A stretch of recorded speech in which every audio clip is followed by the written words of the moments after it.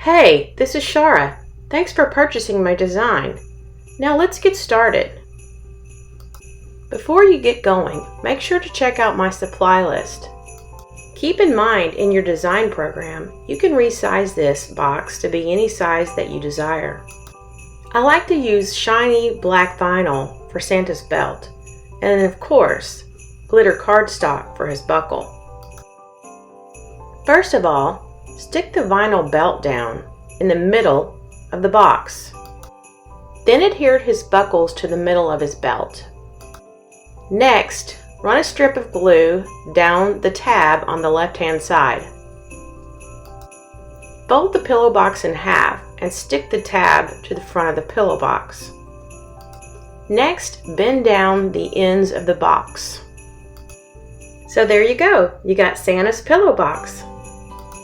I wish you all a Merry Christmas, and I hope you have a Happy New Year. Oh, and did you know you can find me on Etsy and Creative Fabrica under Shara Morton Designs? Go check me out.